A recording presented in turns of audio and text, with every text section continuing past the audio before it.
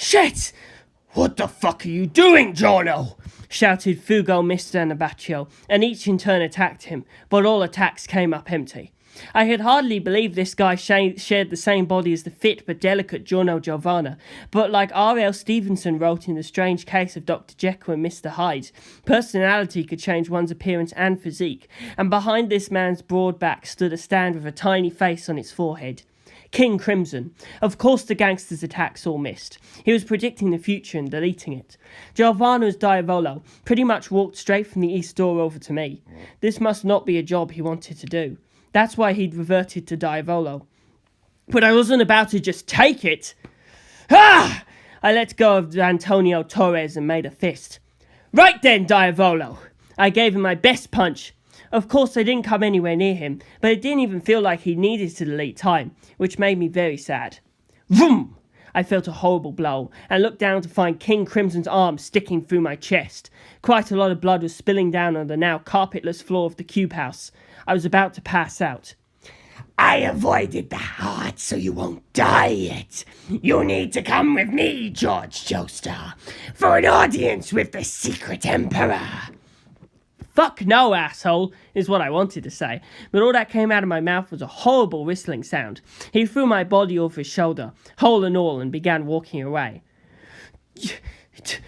Don't let him go! Stop! Look at me, asshole! The fuck do you think you're doing? The Japanese contingent joined the gangsters, trying to get after Diavolo, but King Crimson took care of them easily, and Umber got punched pretty hard. George!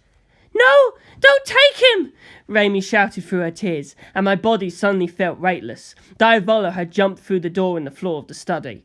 King Crimson punched through the door below that, and we went down. Grand Blue had left the next door open, so he went right through. We hit the study again, and everyone took a swing, but King Crimson went nuts, and every blow was blocked or dodged. We were still falling and going faster and faster, until I couldn't even tell what was happening. George! Hang in there! Raimi yelled. I'll come find you! Just don't die! That last part seemed like a tall order. But when my eyes opened, I could hear the sound of water lapping. The sea at night, dead bodies all round me. I was on the deck of a ship at sea, near the open lids of a black, wet box. Diavolo was standing at the base of it, looking inside and smiling. Just as my dream said. Wake up! Aren't you tired after your 100-year nap? I never actually seen the box Diavolo was yelling at, but I recognised it. I'd imagined it, feared it, and it was as ominous as my mind had predicted. No wonder people had thought it was a coffin.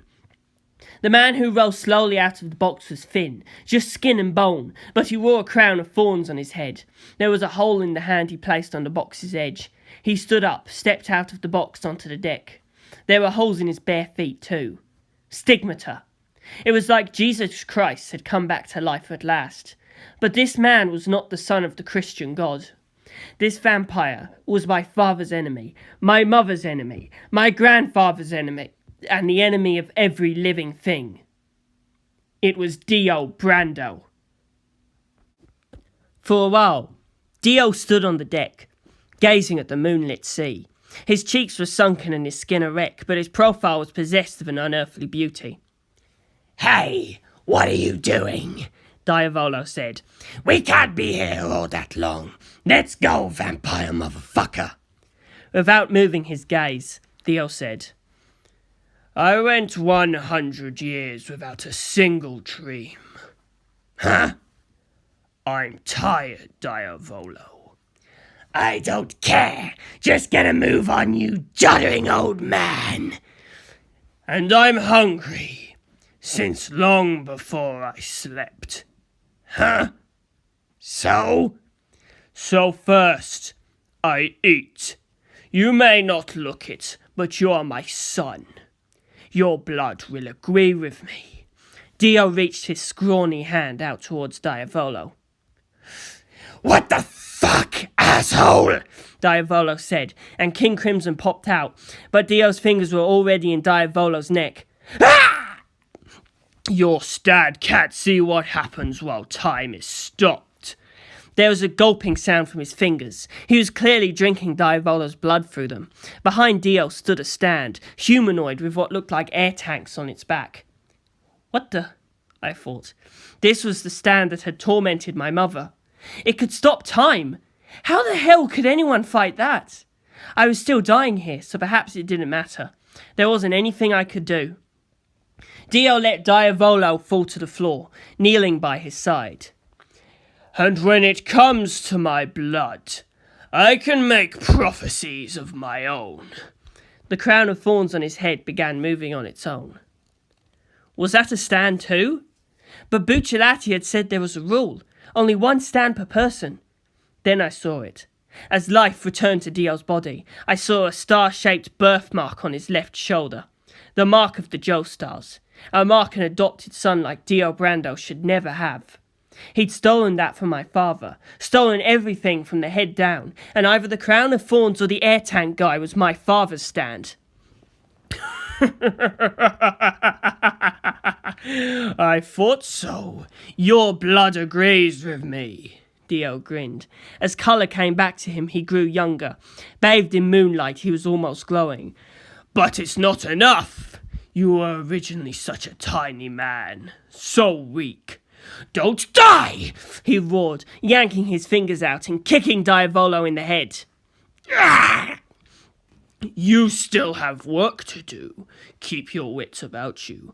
Or would you rather I made you into a filthy zombie? At this, Diavolo reached out a trembling arm, as desiccated as Dio's had been before, and touched Dio's feet.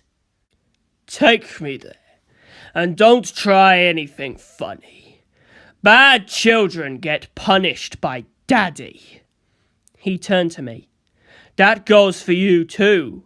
You even think of moving, Daddy will make you fetch a switch. Come on, you fool! And with that, Dio stomped on Diavolo's head again, and there was a sound of bone cracking and a groan, and Diavolo and Dio vanished. They travelled through time, just as Diavolo and I had left the cube house and come to this ship. The cube house's tesseract construction worked precisely because it was a house, allowing for an infinite tunnel through the centre.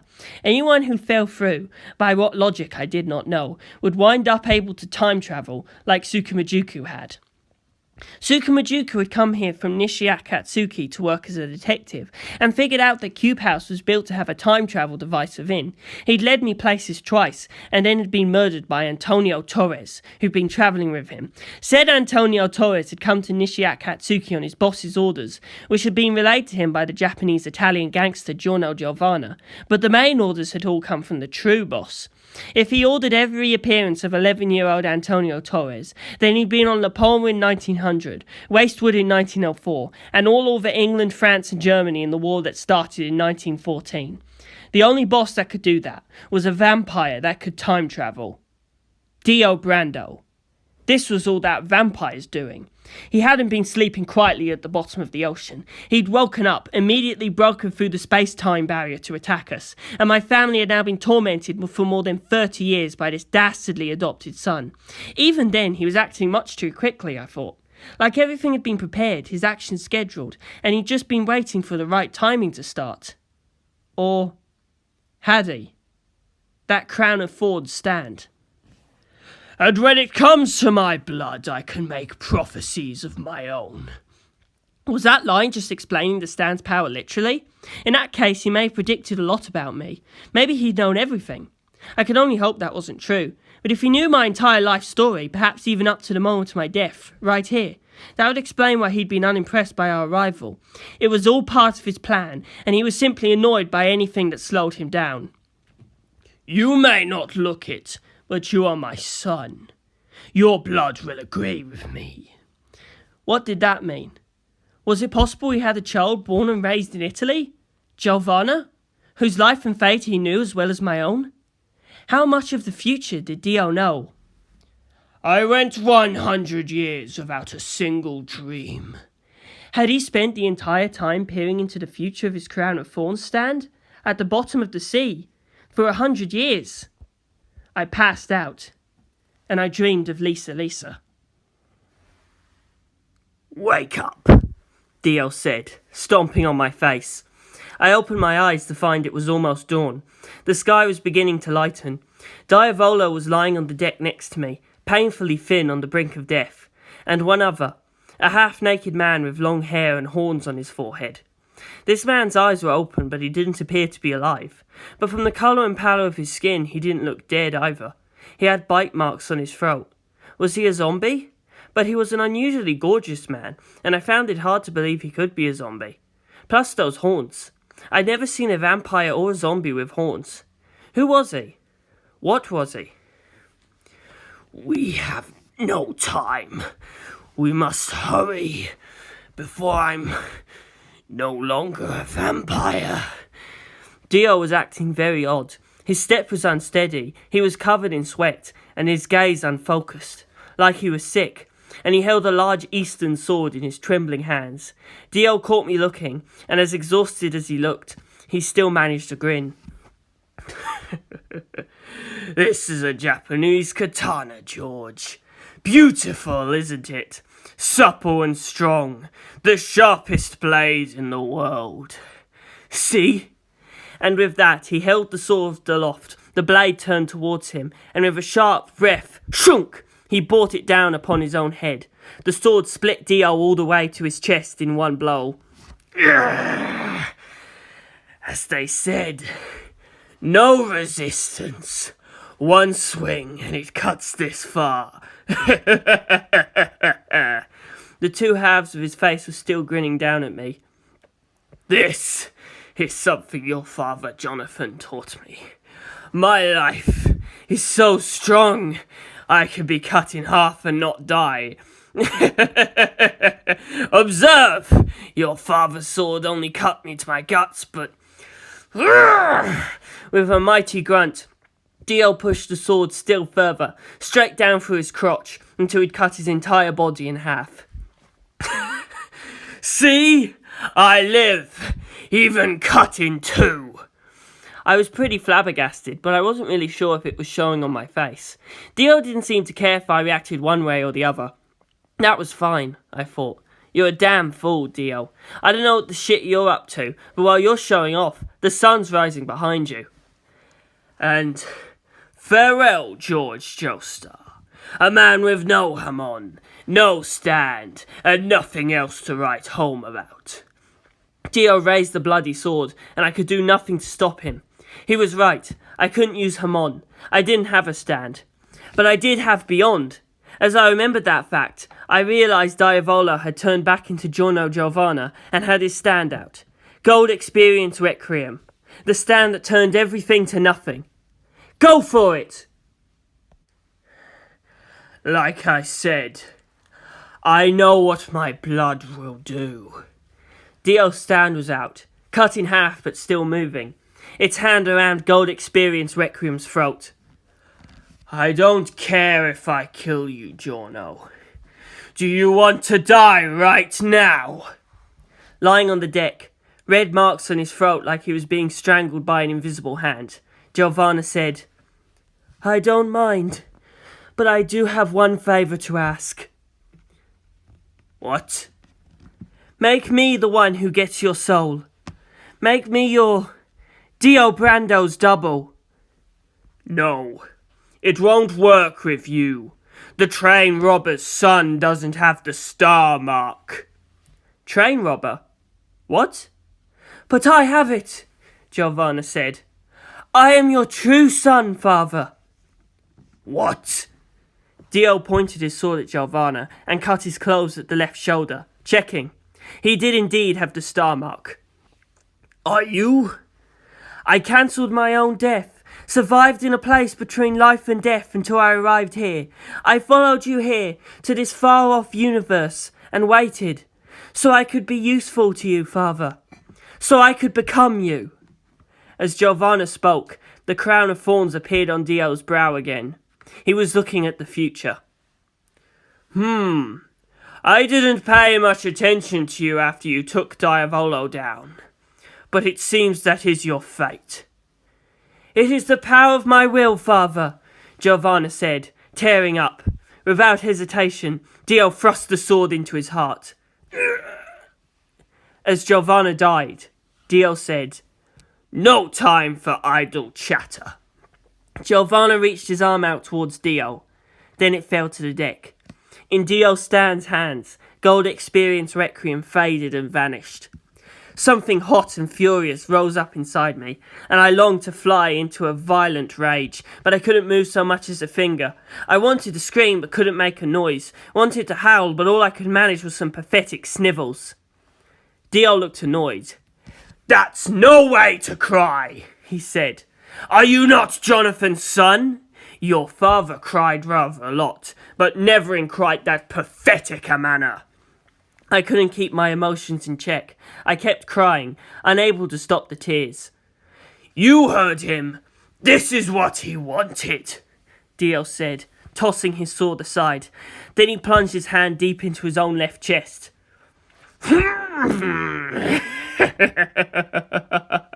He laughed. "I have come to know the shape of life, to understand it. I can remove it." He pulled his arm out of his chest, carrying with it a translucent half Dio. He was holding half his own soul in his hand. "Thus I divide my own life." The way he spoke, as if convincing himself, was how I behaved when trying to use Beyond. Forcing myself to believe, because in belief lies power. And at that instant, the sun showed itself all above the horizon, and we were bathed in the sunlight I'd been waiting for. With a whoosh, Dio's body burned, and I thanked Beyond. Yes, the sun rose in time. But then Dio yelled, "Ah! This is bad. The sunlight doesn't hurt that much." "It doesn't?" "I must hurry!" "Ah!" he yelled, and took the left half of his soul soundlessly from the left half of his body, and shoved it into Giovanna's dead body. Abruptly, Giovanna's flesh bulked up, his very bones growing, his limbs stretching, his features growing sharper, until he was another Dio. Dio's personality inhabiting Giovanna's flesh had physically transformed it, just as Diavolo had changed him. "Shit! Was I in time?" Dio said, and staggered sideways till the two halves of his body were pressed together. The instant the two halves lined up, the cut vanished, and the two halves were one whole again. In the sunlight, his entire body was on fire, but the fury with which that fire burned was waning. This man had conquered the sun. Smoke rising off of him, Dio picked up the sword from the deck and sliced Giovanna's far too tight clothes off the other Dio. The other Dio fell to the floor, half naked. The original Dio looked down at him, the crown of thorns appearing again. Looks like I made it in time." Dio picked up Dio, threw him in the open coffin and closed the lid. Then he sat down on the lid and let out a long sigh. As he did, his body stopped smoking, and all trace of any burns vanished. He'd been breathing heavily, but now that too returned to normal. He let out one more long sigh, and looked up with a grin on his face. "I feel amazing! Such power! This is the world of the ultimate thing? It's astounding! Ultimate thing? Dio stood up and walked over to the man with the horns lying on the deck beside me. He bent down beside him and with a pleasant smile bit him. He began drinking the man, chewing as he went, the speed with which he ate growing until he was straight up devouring the man. I can eat him! I can eat the ultimate being and make his flesh my own! Blood! I just have to make the blood agree with me! Blood is everything! Blood is power!